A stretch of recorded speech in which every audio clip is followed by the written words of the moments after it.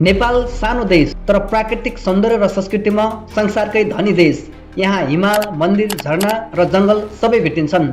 आजको भिडियोमा हामी तपाईलाई नेपालका 5 यस्तो स्थान देखाउनेछौँ जहाँ पुगेपछि तपाईँ भन्नुहुनेछ स्वर्ग यहीँ रहेछ। पहिलो स्थानमा रहेको छ विश्वकै अग्लो हिमाल माउन्ट एभरेस्ट। 8848.86 मिटर उचाइ भएको यो हिमाल नेपालको गर्व हो।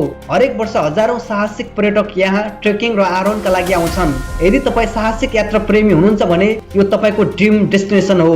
दोस्रो स्थानमा रहेको छ सुन्दर सहर पोखरा। पोखरा प्राकृतिक सौन्दर्यले भरिएको सहर हो। यहाँको फेवा ल्याक र सारङकोटबाट देखिने सूर्योदय र हिमालको दृश्य मनमोहक रहेको हुन्छ।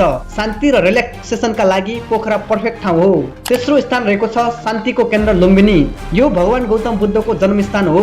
विश्वभरका मानिसहरू यहाँ ध्यान र शान्ति खोज्न आउँछन्। यदि तपाईँ स्पिरिचुअल यात्रा चाहनुहुन्छ भने लुम्बिनी सबैभन्दा राम्रो विकल्प हो। चौथो स्थानमा रहेको छ वन्यजन्तुको स्वर्ग चितवन नेसनल पार्क। यहाँ तपाईँले गैंडा, बाघ र विभिन्न चराहरू नजिकबाट देख्न सक्नुहुन्छ। जङ्गल सवारी यहाँको मुख्य आकर्षण हो। एडभेन्चर र वाइल्ड लाइफ प्रेमीका लागि मस्ट भिजिट ठाउँ रहेको छ। पाँचौं स्थानमा रहेको छ ऐतिहासिक सम्पदा काठमाडौँ दरबार स्क्वायर। यो स्थान नेपालका पुराना दरबार, मन्दिर र संस्कृतिको केन्द्र हो। यहाँको वास्तुकला र इतिहासले तपाईँलाई अचम्मित पार्नेछ। इतिहास बुझ्न चाहनुहुन्छ भने यहाँ अवश्य जानुहोस्। यी थिए नेपालका 5 उत्कृष्ट पर्यटकीय स्थानहरू। तपाईँ कुन ठाउँ घुम्न चाहनुहुन्छ कमेन्टमा लेख्नुहोस्। भिडियो मन पर्यो भने लाइक, शेयर र सब्स्क्राइब गर्न नभुल्नुहोस्।